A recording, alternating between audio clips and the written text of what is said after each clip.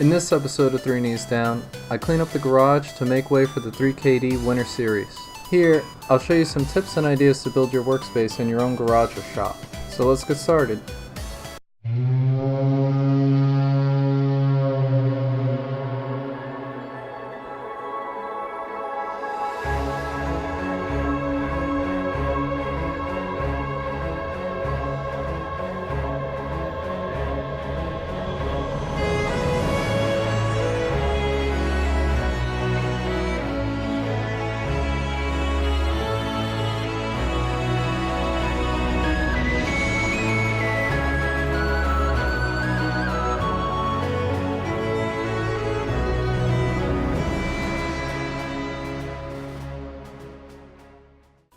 Alright guys, so welcome to a new 3 Knees Down mini-series.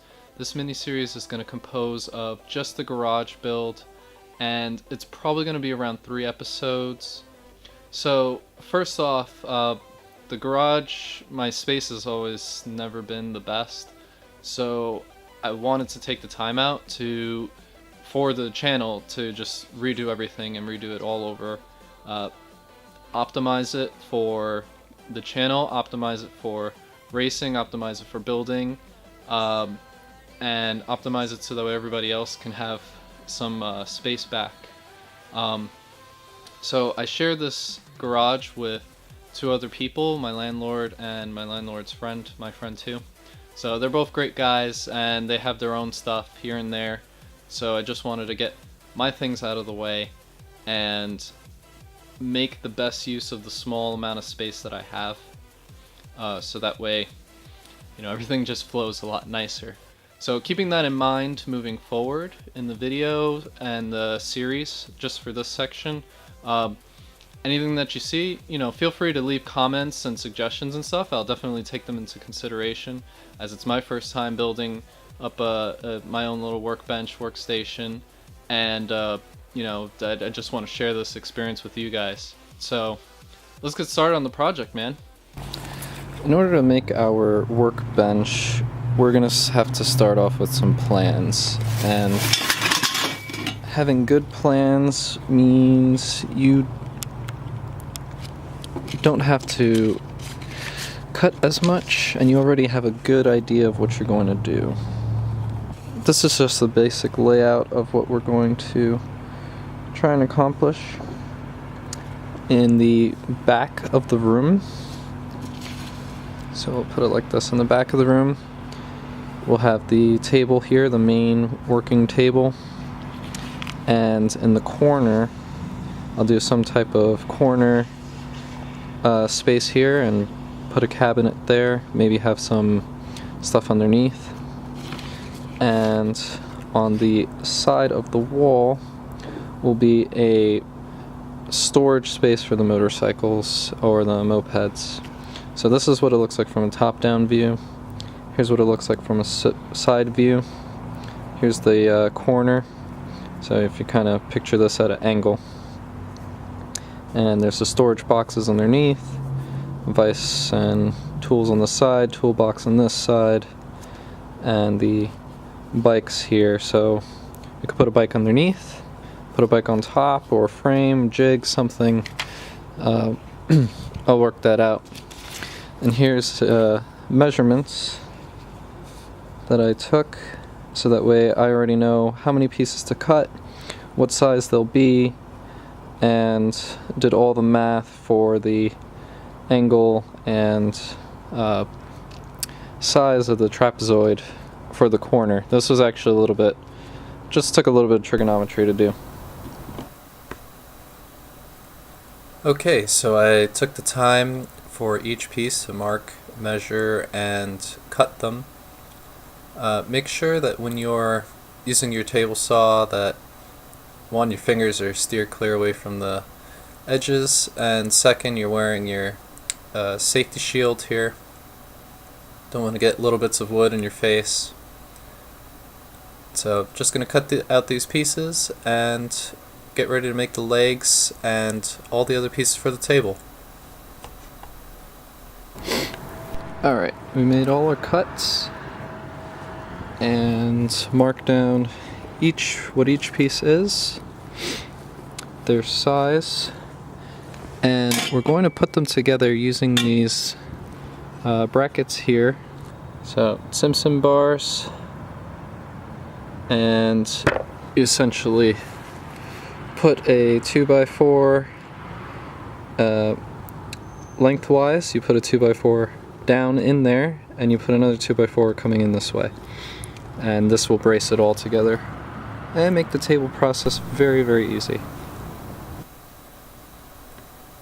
Okay, so I took out each 43-inch member of the wood that I've cut prior and just started putting it together. The most difficult part of this process is keeping the pieces that you're binding together with the Simpson ties together. So use any method that you can. I suggest maybe putting the sides together as I'm doing here, and you can see that there's almost no gap in between the long bars and the legs and these side bars. So once you get all that squared away together, just screw in all of the other screws, and feel free to use a mallet or a hammer or anything else that you can to get everything straightened out. You want to get all the wood straight. Since you precisely cut it, it should all be precisely put together. Otherwise your legs and everything are going to be a little bit off and the table might be skewed a little bit. So precision's key here. Just make sure you put everything together very well. And finally, I brought the table into the shop so that way I could see a little bit better, as I had been working through the night, and just started to put down some screws for the top plywood board. This is just normal sanded plywood that you could get at the store. Don't forget, for rigidity, you can also choose to put wood glue in between the plywood sheet and the table. This will keep the plywood from moving and will generally make the table last a lot longer. Underneath the top table section, you can also make a torsion box and put another sheet of plywood underneath.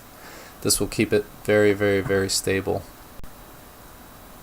Finally, at the end of this table assembly, I'm going to mount one more sheet of plywood that's cut to fit for the bottom, and this will be used for shelving.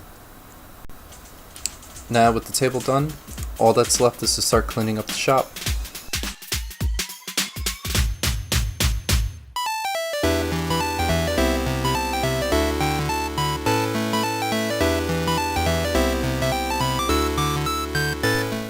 So in order to remove this table, we gotta get everything off top of it for disassembly.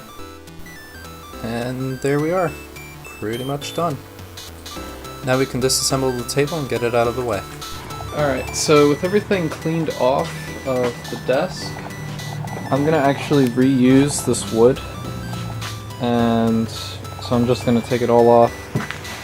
And this is probably going to be the backing for the corner piece over there.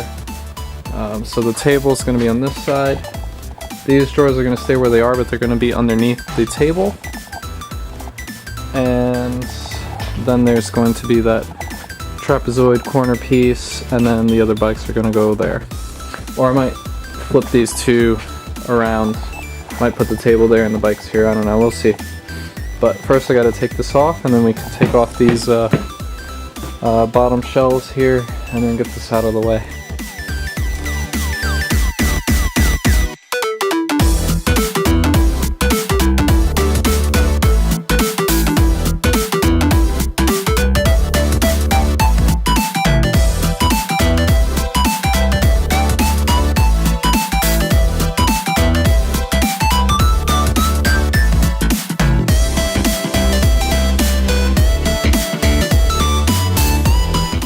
So with all the garbage out of the way and removing all the tables and miscellaneous stuff, all that's left is to install the cabinets and make sure that they fit. So I had to remove the wheels. This was measured out for moving out of the wheels. And This is probably a good time to go and repair any of the cabinets that have drawers that are probably falling off or what have you. So I'll show you briefly how to do that. On these types of drawers there's a little tab, and if you go in on this side and you just take a screwdriver, you can push those tabs out and these little slots will slide right out. Very easy to do. Just a hammer and a screwdriver and you can pull the drawers right out and get underneath, just as we did here to remove the wheels. Alright, so all that's left is to clean up the corner area where all the old bikes were stored. And with that out of the way, we can move in the bicycles and work out the area for the new community workstation. So we've come to the end of this episode and we've accomplished so much already. As you can see, we put the table in the back and already put the boxes underneath, but I'm going to remove those for now because I got to move the table over a little bit more so that we can get the trapezoid corner table going. And we also cleaned up the side back here and put up the bikes and the bicycles in there. That's just going to be temporary. There's going to be a table there for the new workbench, because remember, this shop or this garage is shared by 3 people, so we're going to share that. Put the new table there, that's where the drill press is going to be, and maybe a couple of other tools, the welding station, things like that. So thanks for watching, guys. See you in the next episode.